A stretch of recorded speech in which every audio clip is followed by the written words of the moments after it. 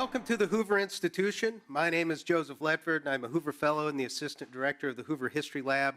Under the Director, Stephen Kotkin, the Hoover History Lab functions as a hub for research on consequential history and pursues a host of initiatives, all aimed at bringing the study of the past to bear on contemporary policy issues. With over 40 fellows involved, ranging from the most senior distinguished historians in the nation to the rising superstar next-generation scholars and our brilliant student fellows, we have the most phenomenal group in the world applying historical reasoning to policy challenges.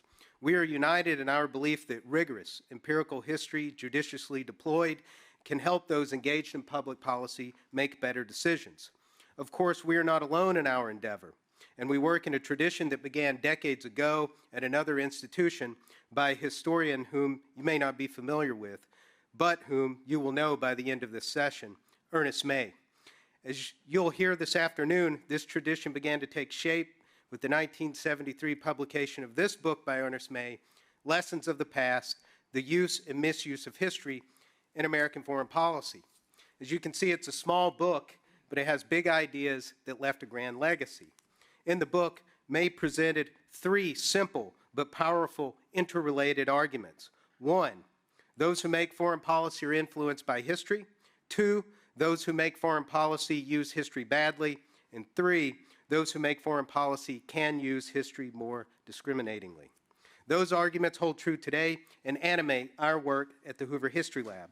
And I can't think of three people better suited for discussing May's legacy and whether the study of the past holds lessons for us than our guests this afternoon. Philip Zelikow is the Botha-Chan Senior Fellow at the Hoover Institution.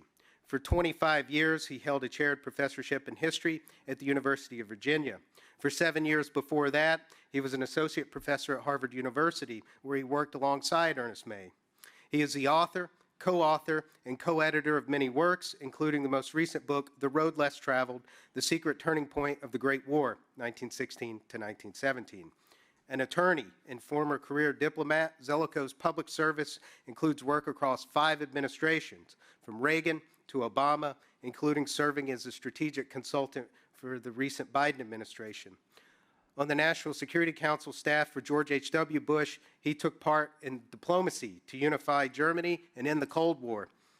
As counselor of the Department of State under George W. Bush, he held a deputy-level policy responsibilities on issues around the world. He is one of the few Americans to have served on the President's Intelligence Advisory Board for presidents of both political parties. Zelikow has also directed 3 successful and bipartisan national commissions, which you may hear about today: the Carter-Ford Commission on the Federal Election Forum, the 9/11 Commission, and the COVID Crisis Group. Next, we have Drew Erdman, who has, for more than 25 years, served as a public servant and a consultant. Drew is currently a partner for the second time at the global consultancy McKinsey & Company. Drew helps lead McKinsey's support for state and local governments across the United States. Before that, Drew served as the Chief Operating Officer of the state of Missouri between 2017 and 2021. For 12 years before that at McKinsey, Drew advised senior executives on their strategies and organizational transformations in the aerospace and defense sector. Drew has also served in a variety of national security roles. Between 2001 and 2005, he was a member of the Secretary of State's policy planning staff, senior advisor to the Ministry of Higher Education and Scientific Research in Iraq, and director for Iran, Iraq, and strategic planning on the National Security Council. He has taught international affairs at Harvard and George Washington University. Drew is currently a research fellow of the Applied History Project at Harvard, where he also received his PhD under Ernest May. Our moderator today is Daniel Sargent. Daniel is an associate professor at the University of California, Berkeley, where he holds appointments in the Department of History and the Goldman School of Public Policy, and he co-directs UC Berkeley's Institute of International Study. And I should note, as of July, he will be the Alexander and May Morrison Professor of American History and Citizenship at Berkeley. He's the author of A Superpower Transformed, The Remaking of American Foreign Policy in the 1970s, and the forthcoming and highly anticipated Pax Americana, A History of the American World Order. And in 2018 and 2019, he was the William C. Bark National Fellow here at the Hoover Institution. He has also held fellowships at Yale and Harvard, where he also received his PhD under Ernest May. Ladies and gentlemen, please join me in welcoming Daniel, Philip, and Drew.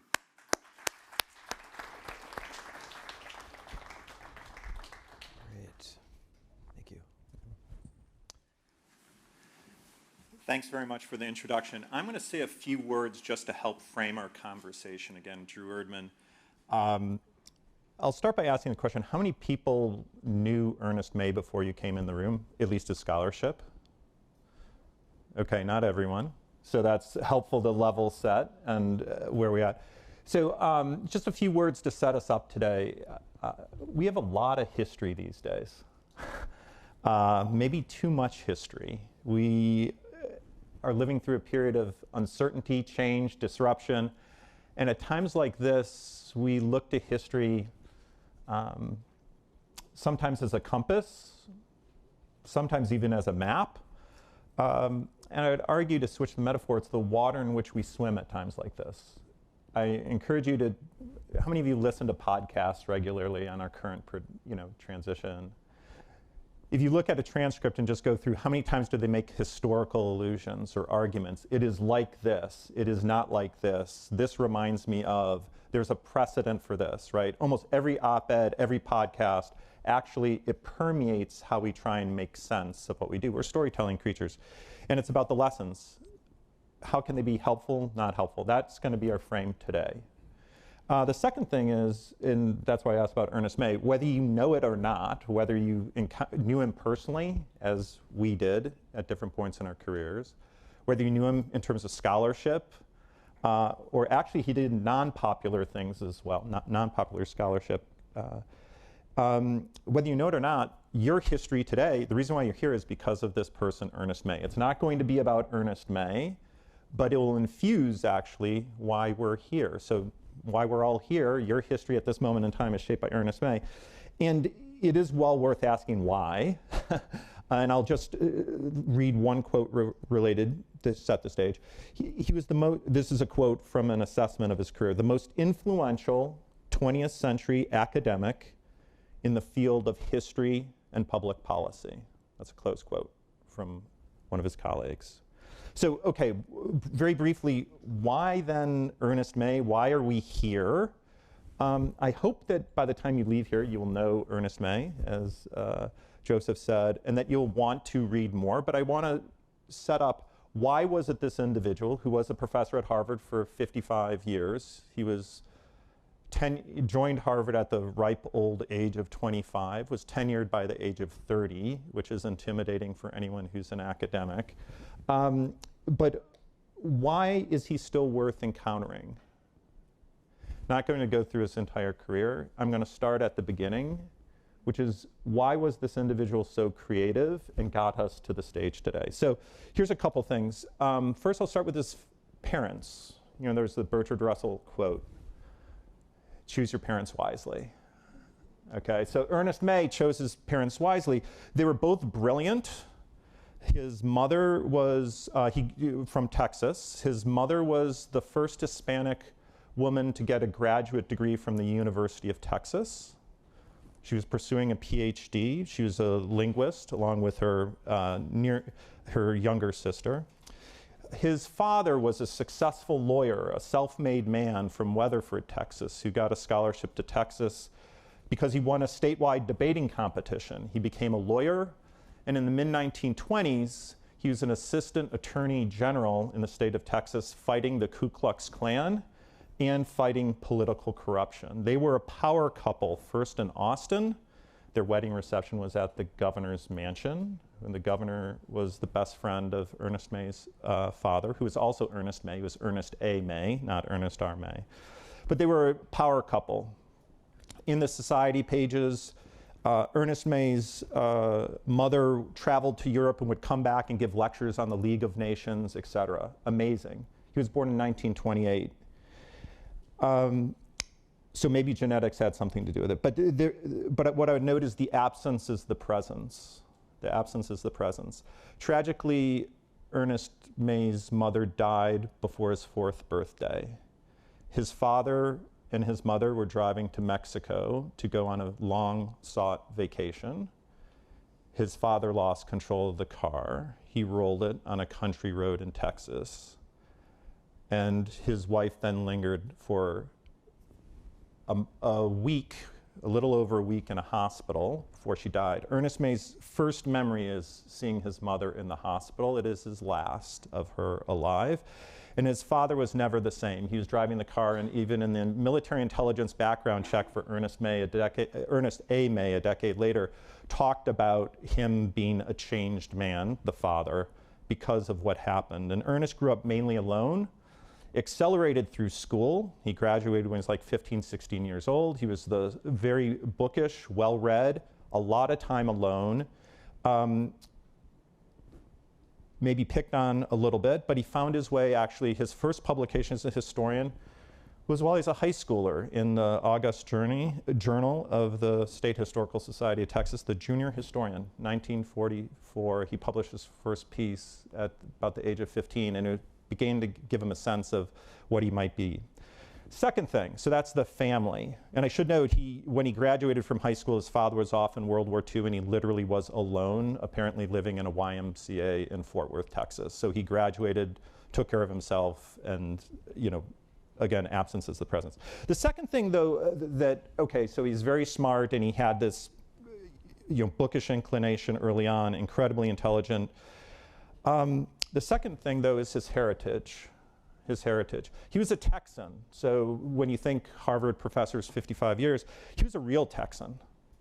I didn't mention, his mother's name was Garza. That is a long family in this part of Texas, 13, 14 generations back to the Knights of Castile. Ernest May was a direct descendant of one of the viceroys of New Texas. His family brought cattle to Texas, literally. And so there's a deeply embedded part of his life where he would travel to Mexico, and there was the connections to that part of the family. And he was inspired also by seeing documents in the state capitol signed by one of his descendants. He was a descendant of one of his ancestors. And then on the May side of the family, the May side was in a way an archetypal American Southern family. They came from around 1700. They settled in North Carolina and Virginia. At the end of the Civil War, they crossed the Appalachian Mountains. One of them had been an officer in the Revolutionary War. And then they worked their way across the South, settling into Mississippi and Alabama. They were farmers, slave owners, but very Southern. And they came to Texas only after the Civil War. And so why does this all matter? So first of all, Ernest May grew up in a context where actually he didn't learn about the Declaration of Independence or the Constitution as being the pivotal things in American history. He learned the Alamo. He learned Texas history. That is what he was steeped in, number one. Number two, but he was also steeped in the other side of the border, so to speak. That he and his family would get together, his extended family, and they would share stories of how the United States dispossessed their families. And they would have a competition, 1848 versus 1865. Whose family had been more disrupted by the United States military? The Spanish side of the family or the Southern side of the family? So there was a sense of the might of American power, but from a different perspective than one you might expect. Then the third influence, a name that you maybe you've never heard, but it actually was an incredibly prominent historian. It's his dissertation advisor, Coy, John Coy. He was a historian in California. You may see in bookstores still, histories of Los Angeles or California written by him. He was one of the leading historians. He was at UCLA. His wife, Laurie Coy, and most important, their daughter, Nancy, who became Ernest May's wife. So his dissertation advisor was also his father-in-law. Ernest and Nancy actually sat next to each other in John Coy's history class at UCLA. Have the seating chart to verify it. Could go on quite a bit on this, a little bit, but I won't. But actually a coincidental University Texas connection. They actually knew the Garza May couple back because they had migrated to learn Spanish at the University of Texas.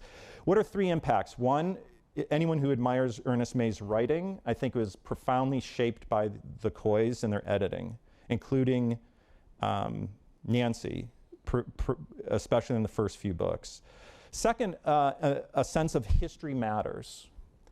It matters that John Walton Coy as Ernest May was finishing his dissertation, was fired by the University of California system for refusing to sign a loyalty oath during the era of McCarthyism. He was the person at UCLA who held firm. A few did at Berkeley. And so literally, imagine you're entering your dissertation, your advisor, father-in-law gets fired, and for the next few years, there's legal actions and things like that. And his father-in-law becomes a major voice against McCarthyism. Okay. They go on to write a textbook together in the 1960s, driven by this mission and purpose, Land of the Free, which is actually like the first multicultural history book for middle schoolers in the United States. And then the last thing I'll say in terms of the Coy's influence, he was a great career counselor, and he actually explains how Ernest got to Harvard. That's a whole nother story, but he was pivotal in that. And then lastly, just to tie this together, so we, a little bit about the family, the tradition, getting on a professional career. But I would say the reason why he's so distinctive, pulling this together, was that he joined the United States government at the age of 22. He almost became a diplomat. He was offered a job, but it came too late. It was not the first time in US history that the State Department lost to the US military in shaping events. He was offered a job in 1950 from the Department of State after doing very well on his Foreign Service exam, but the military got him first, draft board, et cetera. He had to go to the Navy. So he went to the Navy in June, literally did his dissertation defense, went to the airport and flew to Newport to Officers Candidate School. He started off as an amphibious warfare officer. This is during the Korean War, was in the Pacific. But then, in the spring of 1951, when he got to Japan, there was a message for him, which is you were to return to Washington, D.C. with all deliberate speed to join the historical office of the Joint Staff. And so he then, as a young officer, was actually applying his history. And you may not know this, but he was the author of the first official history of the Joint Chiefs of Staff in the Cold War era. And he not only had access to all the documents and all the classified materials, but he had access to the people as well, which is something that came through. He went on to do a series of projects, and this is one of the interesting things. He was also a staff, because the staffer to the chairman of the Joint Chiefs, Arthur Radford, because Arthur Radford didn't have a strong position for those who want to go to bureaucratic history, but he did have control of the historical office, and so he had the historical office do staff work for him. So Ernest May was doing staff work at the age of about 24 for the chairman of the Joint Chiefs of Staff. And he was offered a job at 24, 25 to be the chairman's military aide for all national security council affairs. He was going to be the +1 with the chairman, and Ernest May decided to turn it down to become an instructor at Harvard instead. And his patron, the first of his government patrons, was a colonel. He said to him, would you prefer to make history or write history? And he said, I'm going to go and write history. But what I would note is that from that experience, very briefly, he was really grounded in reality, not realism. He actually, from the beginning, was not a fan of Hans Morgenthau, not a fan of George Kennan's interpretations. He was also not a fan of the New Left, intellectually, because he was an anti-reductionist in much of what he did. And he also acquired this ability to be empathetic and reconstruct how governments work and use documents to do so, I would argue, unlike anyone of his generation, precisely because at this young age, he was in it at such a formative phase. So I'm going to stop there. Probably have given you too much about Ernest May, but it's to set the stage, because where it got to is these questions.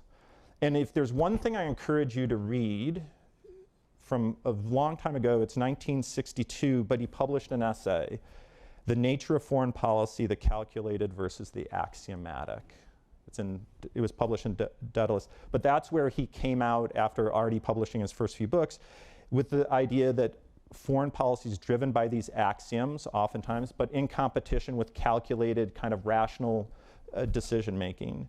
But these axioms that are in people's heads, as he said, they're nearly always historical. They're nearly always historical. And quite frankly, that's what he devoted then the rest of his life to figuring out, which is where do these ideas come from, how important they are, and then eventually how to use them or at least practice, as he might say, a Hippocratic oath.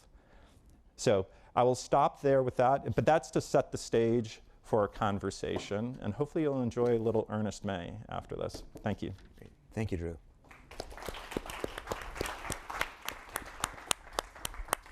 Okay. September 11th, 2001 is a date with many meanings. For me, it was my first day of graduate school, and I was actually meeting with Ernest in his office in Widener Library when the first of the planes hit the Twin Towers. Over the weeks that followed, I found myself experiencing real misgivings over my own decision to commit the next stage of my life to the study of history in graduate school. In a world experiencing immense upheaval and tumult, dedicating myself to the study of history as a vocation seemed in many ways like a frivolous and self-indulgent choice to pursue. The reason I stuck with it, the reason I earned a PhD, was Ernest May. His class on the uses of history in public policy convinced me that there could be a value, a purpose to what we historians do beyond our own intellectual self-gratification. That history, good history, is necessary to serve the public interest is a powerful lesson that I took from Ernest May. We're very fortunate this afternoon to be able to talk to a former student of Ernest, Drew Erdman, and a former colleague of Ernest May, Philip Zelikow, Ernest May's closest intellectual collaborator, about Ernest May's legacies and about the uses, the misuses, and the limitations of history as a way of knowing about world affairs. I'm going to start out with a big methodological question and ask each of you to reflect upon the question, how do we learn from history? What can history teach us about the complex, challenging world in which we operate, and how best do we apply history to the purposes of the present? Philip, let's start with you. Sure. There are two ways you can look at the question of how to learn from history.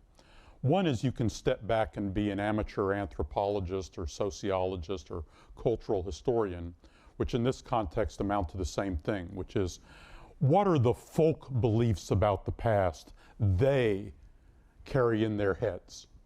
And so you're observing a society, you're analyzing what folk beliefs they have and how they have learned from history. And then you comment or critique that. But what I'd rather focus on is a different question, more of a normative question, is how should you learn from history? So we're now in an active sense, like how best should you learn from history? How best do you learn from history? And my answer is relatively straightforward. You learn from it in two ways, directly and indirectly. Direct knowledge. You have direct knowledge of the past of things, of the backstories of things. And this is a key point that Ernest made and that Ernest and I made when we taught together. We taught courses together on the uses of history and reasoning from history when I was at Harvard, is we would say people are constantly using analogies, which is a form of indirect learning from history. I'll come to that. But they actually tend to neglect the simple direct knowledge you get from history. It's just, I'm studying this person. What's that person's backstory? I'm studying this issue. What's that issue's backstory? I'm working in or examining institutions, defense departments, armies, navies, atomic energy commissions. What's its backstory? It turns out that direct knowledge, that is, I have an issue at hand, direct knowledge of the people, the institutions, and the issue at hand turns out to be hugely valuable. Historical knowledge about those things actually is an immense source of learning and frankly just does not get enough attention.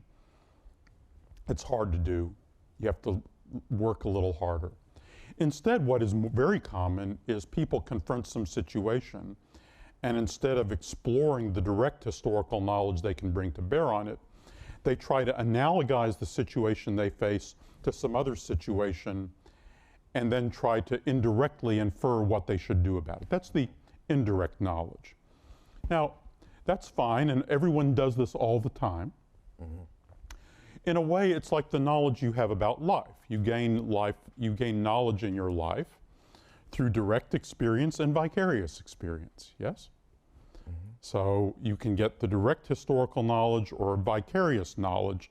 Well, this episode seems like other episodes that I have experienced vicariously because I have read about them. And it helps if you've actually read good things. So in a way, the way you learn from history is simply, learning from history is like learning about life. Direct knowledge about life, indirect knowledge about life. And the best ways, if you think about it, says, okay, what's the best way to learn from life? First, you might be reflective about the direct experience and the direct knowledge. But second is higher quality vicarious experience. That's why people read high quality literature. You learn more about the portraits of life in literature, in better literature. Mm-hmm. You learn more about the portraits of life in history from reading better history, from reading history that actually is more life-like. And thereby the episodes you encounter in that knowledge is more life instructive. So let me ask you both then to reflect upon what each of you learned about the uses of history from your direct experiences of working with Ernest May. Well, I had to teach people how to do it. And so I actually encountered May as a student at Harvard in the early 1980s. And mainly actually what we did in that sense was work through detailed case studies. Mm-hmm. As a mode of instruction. I took a class that he taught with Dick Neustadt, prominent political scientist. But for example, so rather than actually reading like large survey historical works, the characteristic way they ran their course back then in the early 80s was to offer very dense case studies of some historical decision. Oh, let's say American intervention in Vietnam, where you then read all sorts of document sets and so on.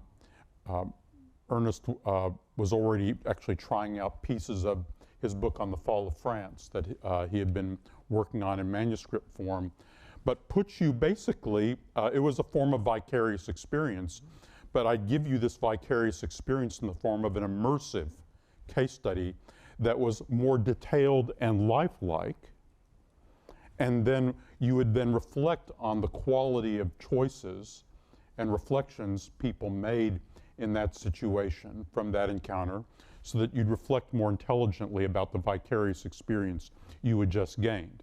And then in our classes, now May and I would later spend a lot of time in our classes reflecting a little bit about the philosophy of history and how that related to things like the philosophy of science. That is, we would think a little bit more on, how these different disciplines thought about the way they learned. There's a whole little subfield called the philosophy of history that's actually has fallen significantly out of fashion, and the literature is pretty arcane and some of it is somewhat technical, like much of the literature in the philosophy discipline.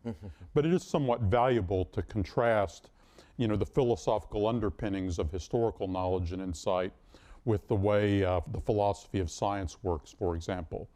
But rather than burden you with all that technical stuff, I've kind of summarized for you the takeaway from it about both direct knowledge and indirect knowledge and the way to evaluate those qualities. Yeah, I was going to add personal reflections. Although I trained in philosophy at one point in time, what I took away from Ernest was really practical stuff when I entered government service. So when I finished my PhD, I had the distinct pleasure of being able to join the policy planning staff for Secretary Powell and worked for someone by the name of Richard Haas, who appreciated history. That's why he hired me. So in a very immediate sense, it was because what was the impact was Ernest May's recommendation. But all seriously, the case studies, if you stop and, I spend most of my time, or have spent a large amount of my time, in the private sector. And if you look at any consultant deck, there's oftentimes things that are case studies, right? They're analogies. Pick up anything in business history. Or I should say, go to an airport bookstore, and it's advice for CEOs. It's usually little stories, right, that are woven together. So I do think that that is one way in which people do learn, you know, so how do you learn? And in my case, I can say that some of the insights from Ernest, for example, there's a wonderful little essay on the origins of NSC 68, which describes how Paul Nitze maneuvered his way through the bureaucracy. And that was incredibly instructive as I entered the bureaucracy. It's like that sensitivity. I think that what history can provide you is alternative lenses through which to look at the challenges that you have, and you may see features of it that you wouldn't have seen before. And what I mean by that is that, quite frankly, those who are not trained in deep understanding of some of the dynamics of the American government, and I've worked alongside them in the government, they are not successful when they come from an academic background, and they kind of have a view of the way things should work, which is totally disconnected from the organizational and bureaucratic politics and things like that, where you need to know what tribe is someone from. Like if you're in the State Department, there are different tribes. If you're in the intelligence community, there are different tribes. And it's the question of like, did the person, and I'm going to use a very practical example, but it goes to, you learn these questions from Ernest May of placement, but one of the most important questions I had when I was working in the intelligence community was, did the person serve downrange or not? Didn't matter whether they're operations or technology or analysts. The question was, did they serve downrange in Iraq and Afghanistan? They will approach problems differently than those who had stayed only in Washington, D.C. or only been in an embassy. And so that's the kind of sensitivity to a unique, what I would emphasize is you get lenses or questions to ask. So I was, you know, history gives you not answers, but questions. So hopefully that helps a little bit. Great. It's worth chiming in since I want to key off Drew's last sentence. History gives you questions, not answers. So a huge part of what we taught about analogical reasoning can be boiled down to one sentence of advice. Analogies suggest possibilities, not probabilities. You use analogies to enrich your mind and broaden it, not to narrow it and foreclose and fix on what's likely to happen. If you use analogies in that way, they almost always steer you wrong.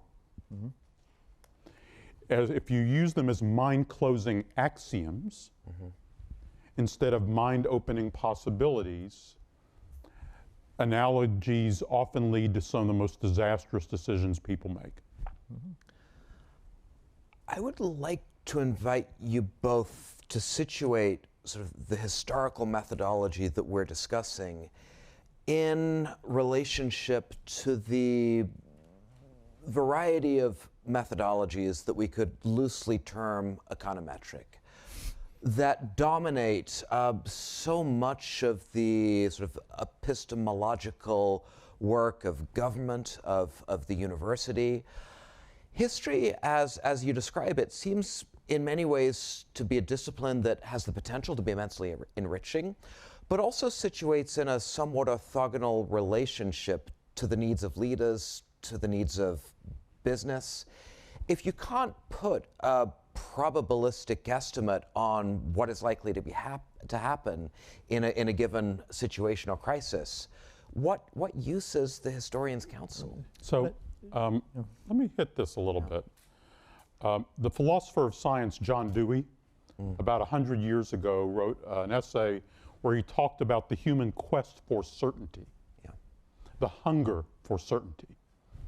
And we want to turn things into probabilistic statements because we want the reassurance that the statements provide us about our conjectures. Yeah. And actually, Dewey argued very strongly to basically work as hard as you can to resist this. Is kind of down that road lies madness. It turns out that that probabilistic statements and numerical calculations work best for fundamentally quantitative questions. If I want to predict voting behavior in the 8th District of Massachusetts, quantitative methods work very well for this. I've got basically a scientifically homogeneous data set, so to speak, that is replicated in relatively standardized ways and so forth. It turns out, actually, that probabilistic estimates work very poorly in analyzing complex human situations that are not, where the questions about them are not fundamentally quantitative. Quantitative methods rarely work well except for quantitative questions. So therefore, and one of the things to guard against is what I call the N+1 fallacy. Let's suppose, for example, I have a perfect social science setup in which I've got 300 cases.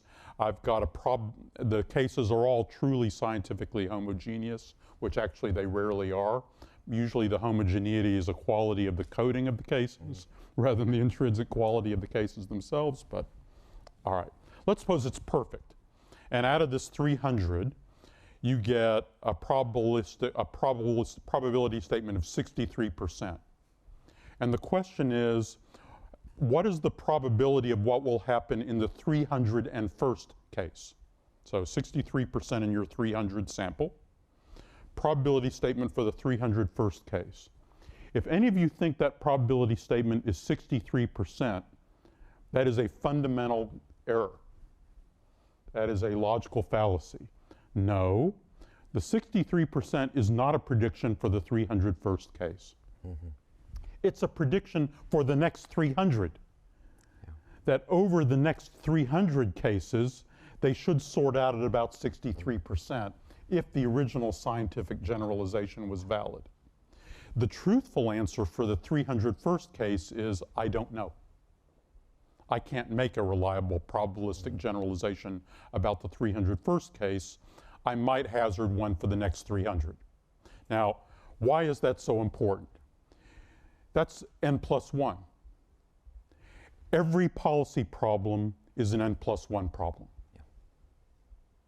Every policy problem is an N+1 problem. And also, in every policy case, you're not handicapping a horse race. Your job is not to predict the future. Your job in policy is to shape the future, not to predict it. Your whole work is to change odds, not to reflect them. Therefore, even if you were to get at a valid probabilistic statement, which you can't for the N+1 case, all you can do is use that study to suggest possibilities with really no knowledge of what. You're then actually, even if you thought, well, it's probably going to be that way, you may be wanting to change that.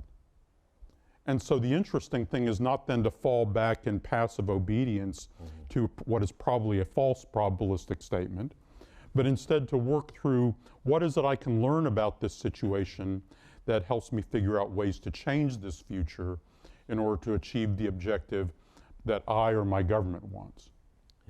Yeah, I find it, always enjoy Philip's take on these things, philosophically. I'm going to push back even on the premise of the question. Yeah. Okay, so I think you framed it in terms of basically why doesn't history have purchase compared to other methodologies? I think that's flawed. What I mean is academic history may, and I'm not going to start that, but what I'm simply saying is that among those that I've worked, private sector, public sector, across sectors in the economy, internationally, it's amazing what they thirst for. Why does military history get read by leaders? Partly by ego, like am I a great leader under the most strain, but it's also like, how do I navigate the most strain? What are some of the, implicitly, what are some of the lessons to be learned? Why is memoir and biography a staple if you walk into, bookstores or on New York Times bestseller lists or things like that? People are consuming this. Listen to the podcasts that are the history podcasts, or even, adjacent to that space. If you take up the readership and the listenership, there is a thirst for, and people find it where they can. And again, that's why I come back to, if you open up most things that are business, they aren't statistical texts and they aren't methodological, although I'm, as a McKinsey person, I love that world and getting into it. But actually, if you go and look at what most people consume, they're things on management or literature or leadership or organizational or change management. If you start to unpack those are usually history, sometimes with numbers or surveys or some other things woven in. But what sticks with people usually is because we're storytellers. We tell ourselves stories. Our identities are stories. Explicitly, for example, and I just will share one, explicitly in some of the work on CEO effectiveness that my colleagues have done, there's a section explicitly on how CEOs have to understand the organizational cultures and need to fashion their communications to connect the future to the present to the past and vice versa. I mean, so that's what I would just say, is that there's an acute awareness, because that's what humans do. We're storytellers. Every person their own historian. So that's, yeah. And this is a point, Drew, maybe to amplify a metaphor that you used in your introductory remarks, in which you described history as the water we swim in. Yeah. It's a very powerful metaphor, and the truth of it is something that I demonstrate to my students in my Introduction to History for Policymakers class at the Goldman School at Berkeley, when I have them go through the day's New York Times with a highlighter pen and identify every single instance in which history is drawn upon as a source of direct knowledge, as a source of analogical insight. It really is ubiquitous once you pause to recognize it. But I want to introduce what feels to me like an important question. Knowledge about history, the pervasiveness of history, is not necessarily commensurate with having a well-formed understanding of historical processes. Ernest May was always intensely concerned with beliefs about history, with the assumptions that we extrapolate about how the world works, about how we relate to it, from our understanding of historical processes. Could you each sort of reflect upon how history done properly might help us to challenge beliefs that may turn out to be erroneous or fantastical? I think let me offer a starting point, and it relates to some of what we've already said, but maybe gives it a finer point. So here's an example, and this is from experience having worked inside a state administration trying to respond to something like COVID. Yeah. So or business environment now where people are trying to respond to what does this mean, and then the analogies are the shock to the system of tariffs. Is it like COVID? Mm-hmm. Those are the kinds of analogies that people are using, and you can find. But what I found interesting, and this goes to the mind expansion potential of historical. The agencies and individuals that had the hardest time during COVID were those that were deeply embedded with experience and standard operating procedures. And this is a surprise, you would say, like, no, they're emergency management experts or they're public health experts or whatever, but quite frankly, in many cases, they were so routinized and the stories were so truncated that the art of the possible, where you would encounter, and I don't mean to speak disparagingly, but when a public health authority would say, when can we get back to normal and worry about vaccinations and doing physicals for high school sports, in the middle of the worst global pandemic, it's like, what's going on here? There's a certain sense of even self and what they do. And so I use that as one extreme example of what can happen when you have a very truncated sense of the stories you tell, the habits you've built up organizationally. And I would turn it around to be, what was very interesting was to see those who, in a way, flourished in that environment, had more diverse backgrounds, had different histories they could draw upon. And so I think that this comes to, back to Philip's point, and something Ernest May wrote in an essay that no one knows about. He wrote on Croce in like 1952. It doesn't even appear in his bibliographies when people cite it. But it comes back to like the vicarious experience. There's a lot of ways to get vicarious experience, right? There's a lot of ways, and history is one of them. But other people read literature, other people embrace the arts, other people, their minds are expanded if you just engage in like William Shakespeare. And I'm not saying that, I'm saying that very seriously. Yeah. So I think what you see is these patterns, for example, in the military, where there's certain cultures that greatly value understanding. And this, you have H.R. McMaster here, Jim Mattis. But if you go back to a great essay written by Michael Howard in the early 1970s, War in the Time of Peace, I think is what it's called. It is, here's a profession where we go our entire lives with maybe never practicing our profession. Yeah. How do we expand so that we're prepared for that? Mm-hmm.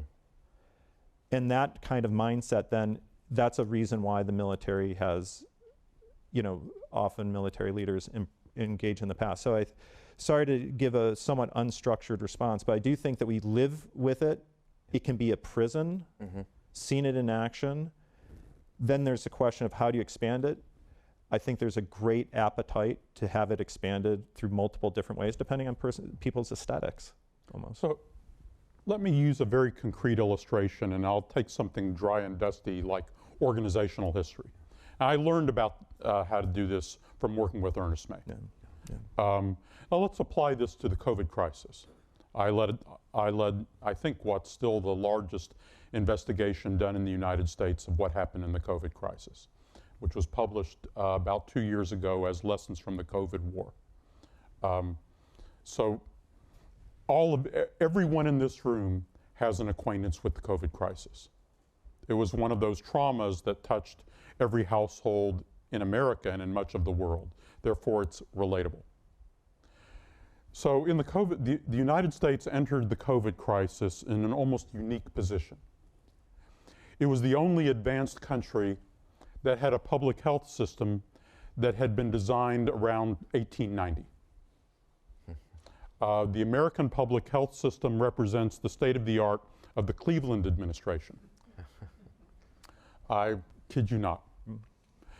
The United States of America invented a public health system mainly to cope with outbreaks of infectious disease like yellow fever and cholera. It was concentrated overwhelmingly on vaccination and land use problems, slum clearance, vaccinations, often in the slums, sometimes the people who didn't want to be vaccinated in poor communities, and then clearing away like swampland that could breed mosquitoes. So therefore, the United States public health system was entirely state and local. And that is the case to this day. Now, people may be saying, well, what about the CDC? The CDC, the Center for Disease Control, which was first created under a slightly different name in the 1940s, has no executive operational authority in America. None. The CDC can't tell anybody what to do in any jurisdiction in the country. So all public health executive authority in America is consigned to thousands of state and county entities. In fact, in about half of America, it's mainly state-centered, and in about half of America, it's mainly county-centered. We happen to be here in California, for example, and people think, oh, California, a blue state. Actually, in California, COVID public health policies were all over the place. because the public health policies are decided in California principally at the county level. So, you know, here in Santa Clara County, you might get actually a quite different policy than 3 counties over. And then they're all thinly staffed and thinly funded with these old missions. So you enter, this was not a system developed to manage a global pandemic. This was not a system that was built to, like, let's create a nationwide program to test people for a disease. The Center for Disease Control was created as a research arm to offer research advice to the executive authorities at the state and county level. And so then you're asking poor CDC, develop a nationwide testing program. First, they had no experience in doing that, and it's like asking the biology department here at Stanford to design a nationwide testing program. You know, they don't do policy. They do lab science in a university.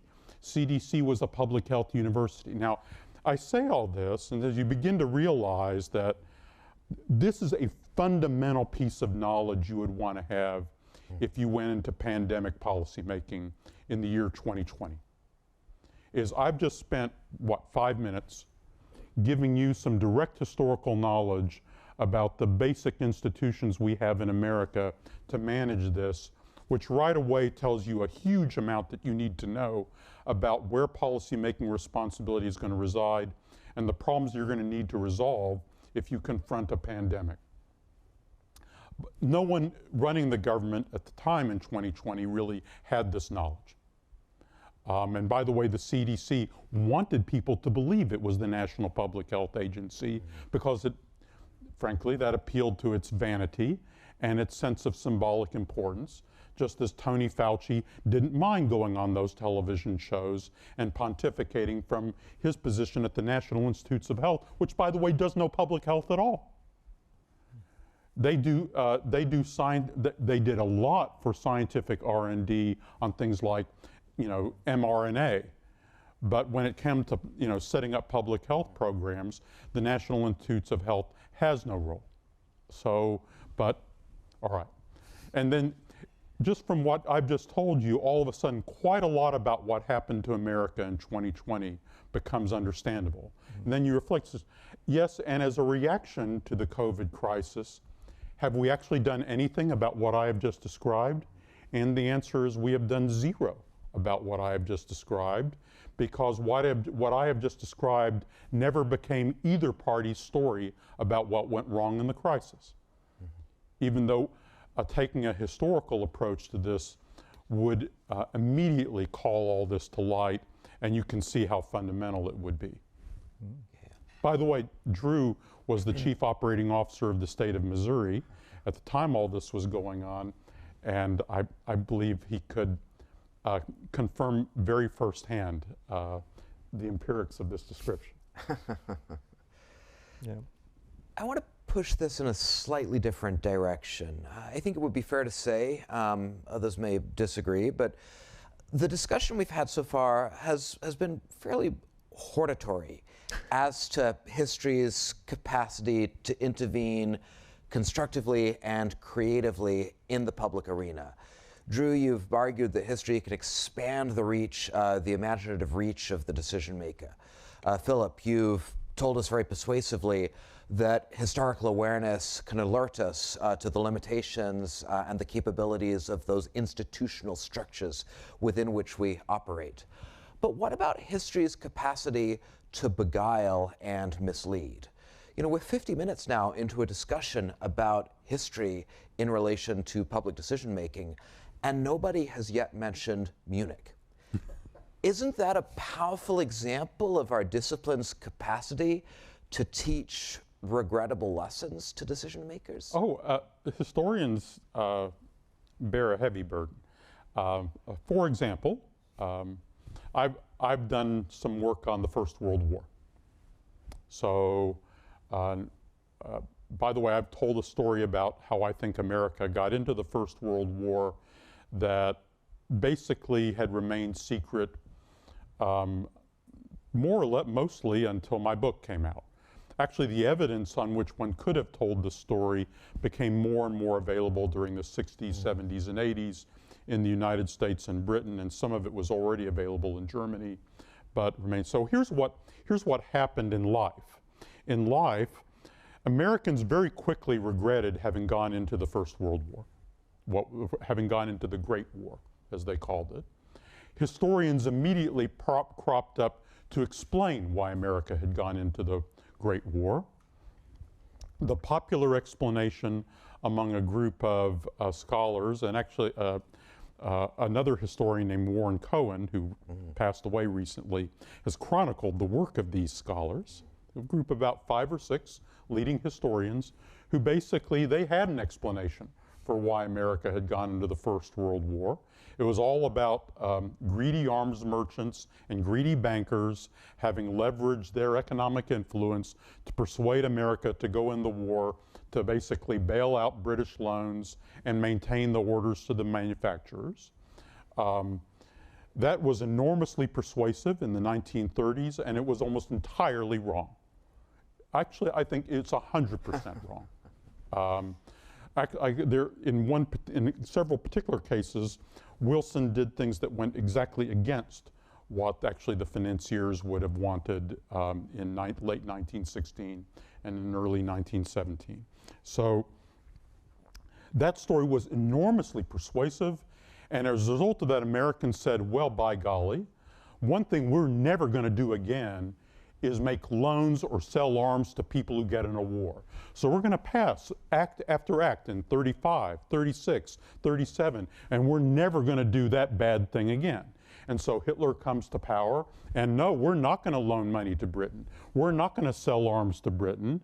And then the Roosevelt administration finds itself going through all kinds of legal contortions against this enormous wave of opinion that had been informed, you see, by the knowledge of the great and the good, including the great and the good historians. I could give another illustration. It's like, and these are not small events I'm describing here.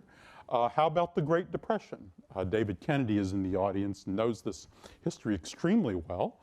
And again, the standard story historians quickly produced about what had caused the Great Depression was greedy Americans and greedy stockbrokers, overeager capitalists, and even prominent economists like John Kenneth Galbraith tended to echo that. This is not, by the way, where the mature historiography about the causes of the Great Depression has ended up.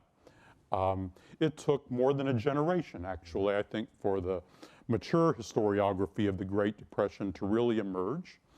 Charles Kindleberger, actually, who had enormous experience in government as well as an economist, is a good example of the mature historiography, as is your Berkeley colleague Barry Eichengreen, and others with different variations of emphasis.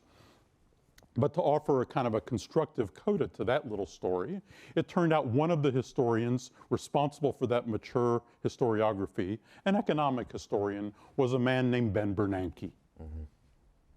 And that man named Ben Bernanke happened to find himself in a position of extraordinary responsibility for our monetary policy at the time of the global financial crisis of 2008. And Bernanke remembered, what did I learn from how we stopped the Great Depression? Beggar thy neighbor, international failure to cooperate with and over things like the value of the dollar did not help much. Bernanke said, I'm not going to make that mistake again, because as a historian, I learned and finally proved that that was a key problem. And Bernanke did not make that mistake again. In fact, he led the way for things like very extensive dollar swaps, which I think is what prevented the global financial crisis, which started in remember the story of the Great Depression is? Starts in the United States, spreads to Europe, deepens in Europe in 1931, which then ripples back to the United States and pushes America off the cliff in 31, 32. That is not what happened in the global financial crisis. Starts in the United States, moves to Europe, but then Europe gets managed between 2008 and 2012, partly thanks to Bernanke and a number of others who had learned the lessons from this history. So it's, I wanted to give these two examples of how historians, A, can have this powerful effect in misleading us, including in really tragic ways, but also B, sometimes by learning to do better, can actually play these enormously constructive roles. Yeah. I was just going to, I come from Missouri now, so I was just came from St. Louis. And yes, the tornadoes were bad in St. Louis. I can say that from firsthand. But the reason why I say that is like, I always come back to Mark Twain, or at least attributed to him, you know, common sense isn't that common. So to your question of like horatory, like, hey, is what we said, again, we're expanding the art of the possible, expanding the art of the possible related to history. It's not the norm. And, you know, again, why? Because we're satisficers, you know, to come back to the cognitive psychology. And I think that in a way, one of the things that's remarkable about the piece that Ernest wrote in 1962 on the axiomatic, it previewed so much of the logic as a historian coming to grips with dynamics that later would be, and I'm not saying it's influenced this, I'm saying intellectually though, so much in cognitive science, so much in behavioral economics, so much on bounded rationality, so much on, that's what he was getting at as a historian of trying to figure out, wait, a rational actor would be doing this, rational actor calculated, but actually that isn't what happens. What's going on here?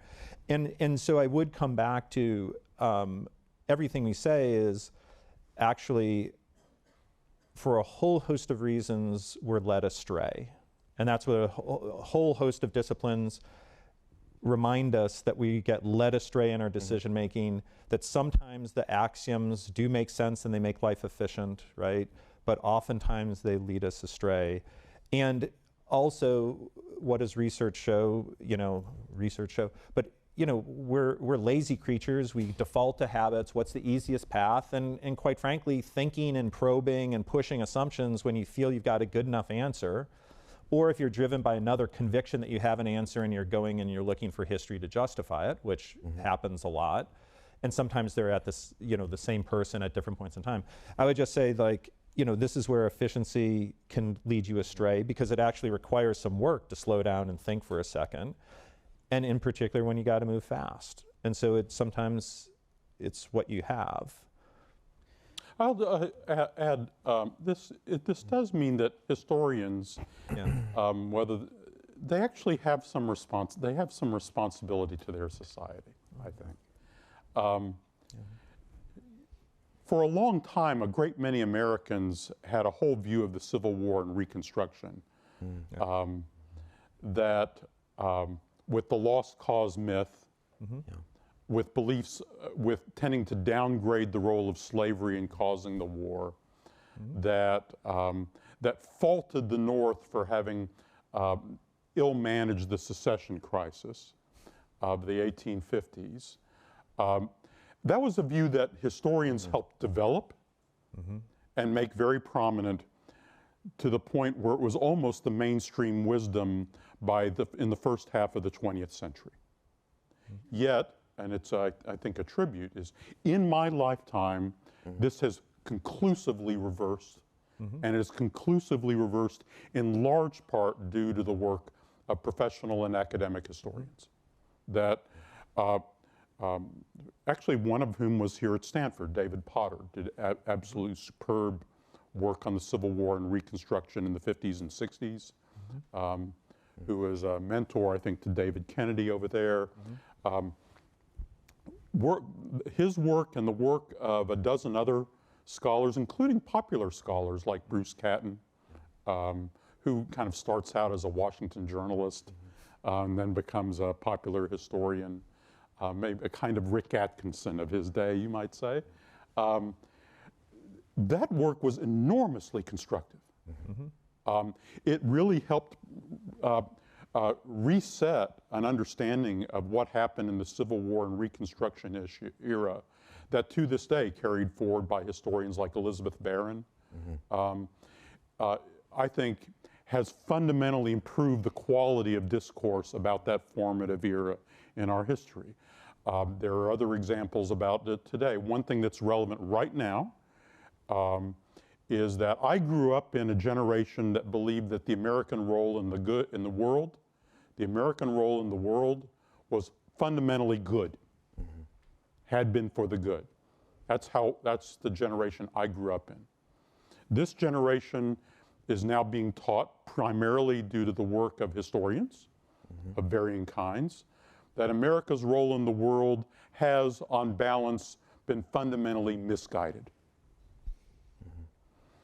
And that now, that very broad body of belief is now having very large effects on America's role in the world.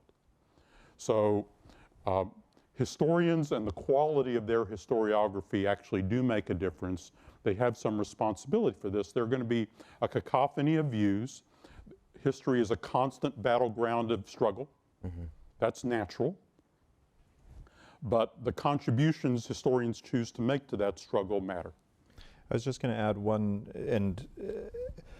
example that's immediate. How many folks here have followed or heard, Ezra Klein affluence lately in policy debates? Abundance. How many? Just raise your hand. If you tease it apart, a lot of his critique comes back to a book, I think, published by Yale University Press by a historian about some of the trends on the left against government and the kind of Naderite and other influences of skepticism that led. But the point I'm making here is this is something that's very contemporary. It's a debate, prominent voice among the cultural commentators. And basically, Ezra Greenberg is serving as a translator of an academic historian for a lot of what he is arguing. So Ezra Klein? Ezra Klein, sorry. Ezra Klein. Ezra Greenberg's a colleague of mine who does international economics. Sorry, Ezra. But I won't say which one. But Ezra Klein, if you tease it apart and you look at the footnotes, there's like one PhD from Harvard Design School. There's some. So I encourage you. That's the other path through which people don't even know how they're being influenced. And it comes out kind of the John. Why are we encumbered by all these checks and processes that now make it impossible to build in America? Well, that's a historical story. That's a historical. And it's a fairly recent vintage. Yeah. And it was actually kind of, oh gosh, we have to check. Well, we've checked it all right. Yeah. So I want to hold open time to take questions from the audience, but I do want to give you one question to chew on before we do that. So our conversation has, I think, really reaffirmed a point that Ernest used to make very powerfully, which is the history that matters most for contemporary policy conversation is usually the history of the recent past. It's the history that we remember. It's the history that impresses most powerfully upon our contemporary debate. As we think about our discipline's utility in the society that the university serves, should we try to countenance a more expansive history as a intellectual domain that can usefully bear upon the problems of the present? As we grapple with problems like the climate crisis, as we grapple with problems like the rise of artificial intelligence, should we be trying to think about history and its relationship to the present at more expansive scales? Should we be thinking about planetary histories, about histories at the evolutionary scale as having real relevance to the policymaking enterprise? Yes, absolutely. And I'm involved in some of this right now, and I work a lot on the AI governance issues, including with a number of people who are prominent in the industry. And and actually quite a lot of that conversation immediately is a quest for historical analogies. So let me tell you what is very common, and let me tell you what I think might be a more constructive way to do it, actually answering Daniel's suggestion to think more broadly. So the very common thing is immediately to think of things like nuclear energy, and to try to find analogies for AI governance from the precedents with nuclear energy. This is somewhat useful to a point, I think relatively limited. I won't go into including the arms control precedents and so forth. There are some points that are suggestive of possibilities and things to consider, but it can be overdone. Let me step back now and answer your suggestion to think more broadly about this. Our society is going through, I think, a period of world historical change in confronting technology that is changing the nature of our economy, our society, and our culture.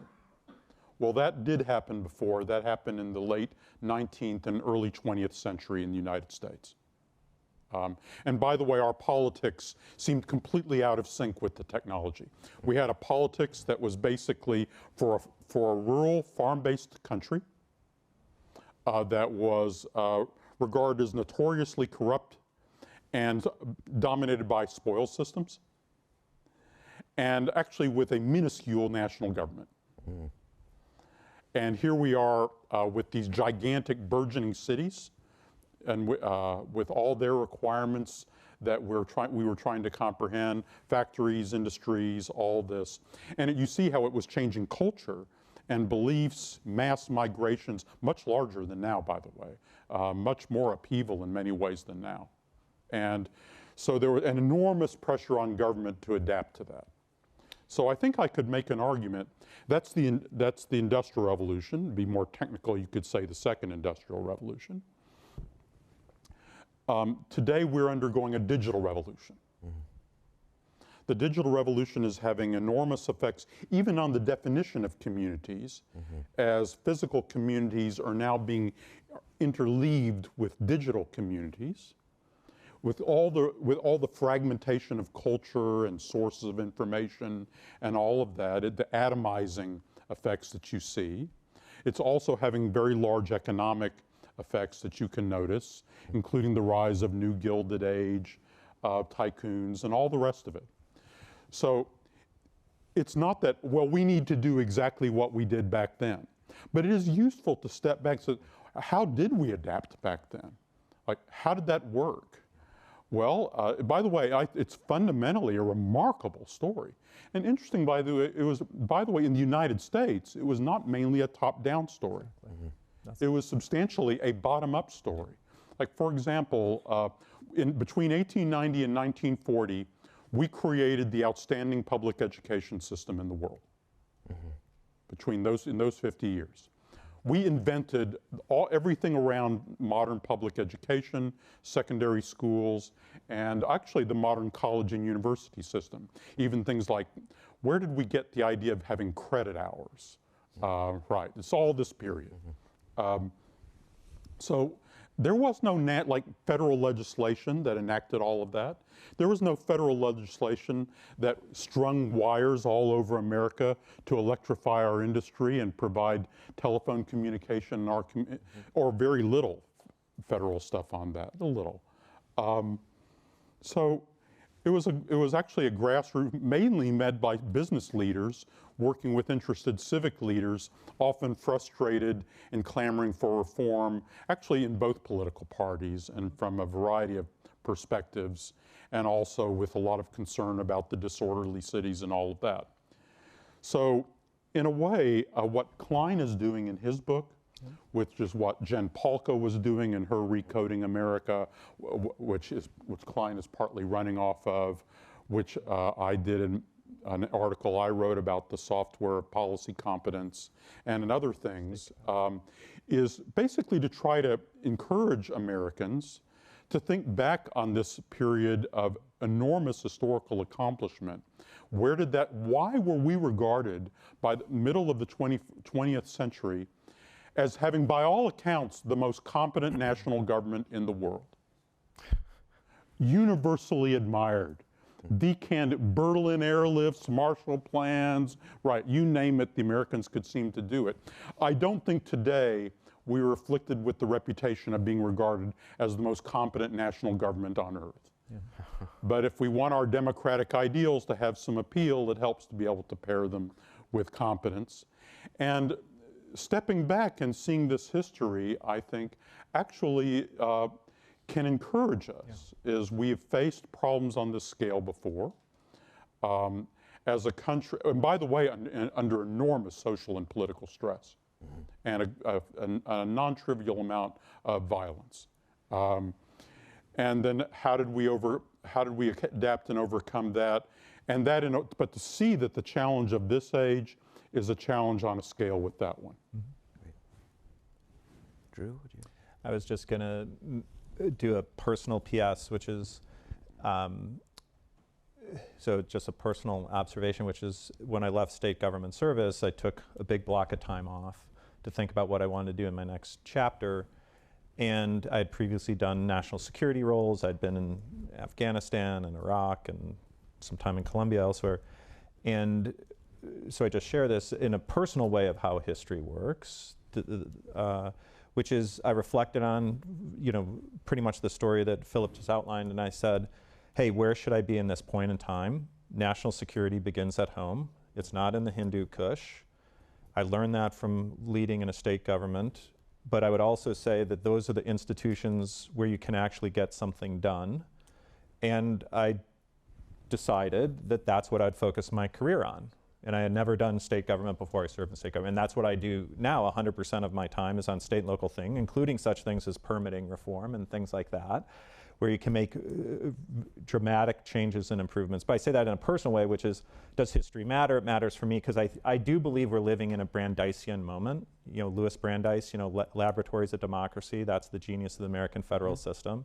I believe the central government, using these things is immovable object, non-partisan observation. But the institutions at the more local levels will be where governance innovation takes place and governance competence is built up again. Because I'm reminded of the fact that in the time that we passed Broadband Equity and Access Act, we still don't have a shovel in the ground in the last 4 years from 2021, as Ezra Klein would say. We managed to win World War II with typewriters and carbon paper in the amount of time that we still haven't been able to put a shovel in the ground on a broadband project. Great. Right? So there is competence. That isn't due to technology. That's like, what's our state capacity? And I know Frank Fukuyama and others focus a lot, but it's like, we've lost that magic, but you can do amazing stuff at the local levels, and quite frankly, then it can scale from there because there'll be political incentives to be successful. Great. Let's now take questions from the audience. And I think we have a microphone coming around, so thank you. Yes, hi. I'm interested to know, keeping with Ernest May and Philip with your work as well with him, what the Cuban Missile Crisis, what your work on that project and the Kennedy tapes, what, if you will, what can we learn about how the administration at that time used or did not use history in that crisis? Also, is there anything that you know from Ernest May's views on that as to what, if any, were the lessons of history? And maybe is there any situations where the Kennedy tapes and the Cuban Missile Crisis could help us to be used for analogous purposes in different crises today? Sure, thanks. It's a great question. These recordings, these tapes, are like discovering a version of the ruins of Pompeii for American government. Mm-hmm. So you can actually travel through a time machine and sit in these White House meetings at these epochal moments. And one of the things you gain is a sense of, the immersion, the detail, how lots of different issues are actually interacting with each other, because mostly academics, studying their one topic, but they don't really see well how and how difficult it is to reconstruct choices which are infused with operational detail that are mostly invisible to outsiders. But yet those details are decisive. Now, they're full of historical beliefs in these meetings, and they will frequently refer to them with shorthands that they all understand. See, because as other historians have pointed out, semi-spoken and unspoken assumptions are a key way in which these axioms exist. And they all kind of know them. They'll refer to Suez, the just concluded Suez crisis. They'll refer to, the head of the Chief of Staff of the Air Force, General LeMay, actually accused President Kennedy of considering an option that he thought would be equivalent to the appeasement at Munich. He said that directly to President Kennedy in a meeting where there were only about 6 people in the room, just Kennedy and the members of the Joint Chiefs of Staff. McNamara was not even in that meeting. He has in his head too, he read Barbara Tuchman's book about the guns of August, and takes away from that, I think quite rightly, just more of a generalized sensibility of the complexity of military machines. Here's an interesting point too about kind of historical knowledge and what you take away. You remember Daniel made the point about the significance of your history with current events, or your contemporary history. So Kennedy, yes, he's a veteran of World War II, but he's not a veteran of World War II as one of the top brass. He's a veteran of World War II as a Navy lieutenant. And frankly, his memory of World War II is very much the memory of an officer who thinks the brass usually screw things up and usually don't know what's going on. That sense of humility and wariness and skepticism infuses his sensibility throughout.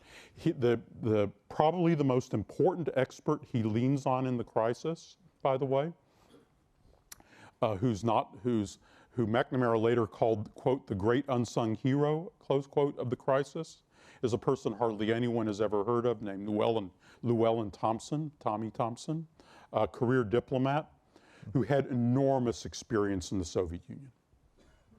And also had a deep sense of Soviet and Russian history.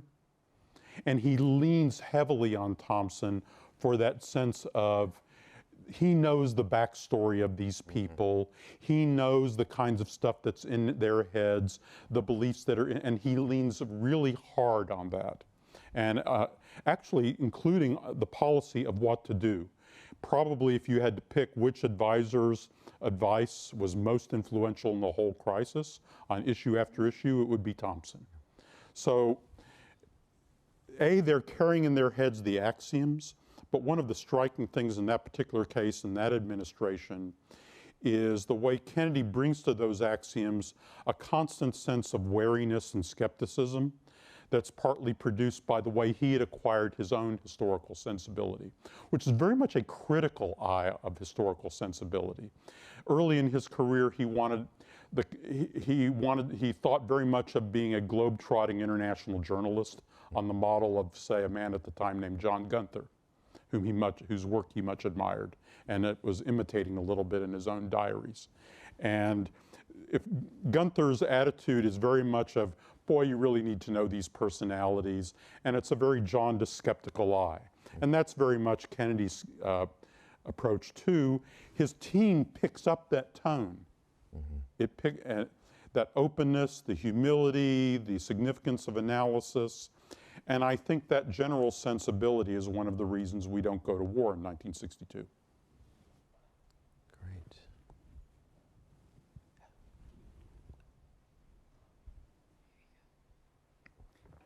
Yeah, thank you for the discussion. My question also goes to you, Mr. Selinko. So in the beginning of the talk, you mentioned that the quality of the learnings we draw from history depends on how good the history is we read, right? So, and you gave one hands-on suggestion, which is to look for history which is actually practical, I would say, where one can think about the decisions that were made and like learn from them. So I was wondering if, especially with the last part of the discussion where it was about this podcast where, you know, people just telling stories, like specific, also like historical stories that are like aligned, how to find good history to read and how to not like fall for the trap of just reading one story all the way through. So what I would really commend are those histories that seem most lifelike to you in the way they reconstruct people's choices. If you get histories that's kind of one damn thing after another, they did this, then they did that, and then they did that, really. Choices. So David Kennedy and Jim Sheehan teach a course here for the community in which they just kind of pick a handful of crucial choices, in this case in the World War II era, and then just dissect the choices. Here are the things that they had in front of them that they could have done, didn't do, why, the personalities, the context. Find things like that. I'll give you, Ernest May was very good at this sort of thing, actually. It will not surprise you to learn. He wrote an account, he has one of his major late works was an account of why France fell in 1940. It's called Strange Victory. The story actually picks up in the late 1930s. It is a truly international history in which he reads and is in the world of the Germans, the French, the Belgians, the British. I think it is to my taste anyway, it's the best version of that epic story. And it's not so much, oh, well, maybe you're interested in that story, maybe you're not. In a way, it almost doesn't matter. It's like a good novel. Don't pick it because of whether you're interested in the history. Follow the writer. Like I'm very fond of an old book that was written many years ago by Garrett Mattingly called The Armada, about the story of the Spanish Armada, which turns out actually to be a story of the wars of religion, in which a lot of the main characters are actually in France and the Low Countries in the 1580s, not actually sailors fighting at sea at all. He recovers in a way the world of choice and what it is they thought they were fighting about and why they thought the world was at stake. Things like that I think in a way will teach you more for life, including of course about these episodes, but look for histories that pull you into those places and give you that sense of, I now really have a sense of the kinds of choices these people really faced and why it was hard and why things turned the way they did. Since the 2 o'clock hour is approaching, I am eager to keep us on schedule and not allow us to fall behind. So I am going to invite Drew to give a response to the last question. And I think that will be all that we have time for in this session. A response. You rang us in, you can bring us out. Oh, okay. So. Don't listen to anything that Philip said. No. Look, first of all, it's been a great honor to be able to learn from Philip, and it's always great fun. It's my first time back doing something historical in a few decades because I've been doing some other things. So number one, just huge appreciation. I would turn it around a little bit, which is my favorite book is Strange Defeat, which is Marc Bloch's book on the fall of France. And Ernest May's but one of the reasons why, and I think it comes back to some of the themes here, I look for things like that parallel what we're doing at a superficial level, but then look for something different. So when I reflect on American politics, I go to Norman Cohn's The Pursuit of the Millennium. If anyone who's ever read Norman Cohn's The Pursuit of the, then you maybe know why I would be interested in late medieval millennial movements. No, I'm just saying that it's something that is very different, and it just challenges me to immerse myself in a different world. Totally agree with what Philip said there of also decision points. That's individual organizational histories that come back, quite frankly.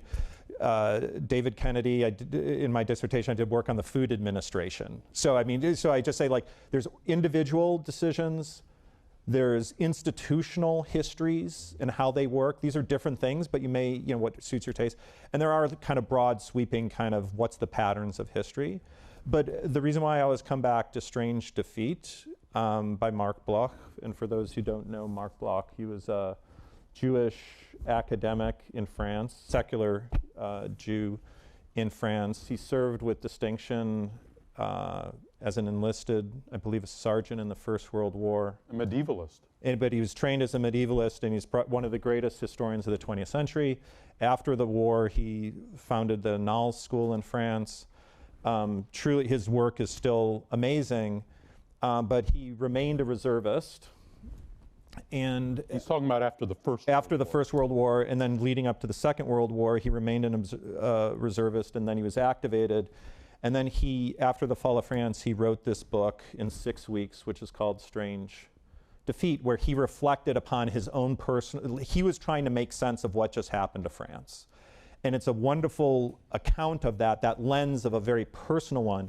But the reason why I keep coming back to it is that because he had a point about we were good historians, but were we good citizens? Is a question he asks in that book. And I find it a good one. And what I also remember about Marc Bloch is that he could have left France. Mm-hmm. He had the opportunity to come probably to the New School in New York like many others. But as a good citizen, he stayed behind, became one of the leaders of the resistance, and then was captured by the Gestapo in the spring of 1944 and tortured and then executed shortly after D-Day. But the point of that being, I always reflect upon Marc Bloch as a historian, but who's grounded in reality. So if you read his medieval stuff, but then you read Strange Defeat, it's amazing, and it's still enduring, you have to engage in it. But also, quite frankly, I find it as a historian just incredibly admirable that this is someone who is so engaged that he was also a good citizen in what he did. Good historians, but are we good citizens? That seems like a suitably haunting note on which to conclude. Thank you both for a terrific conversation.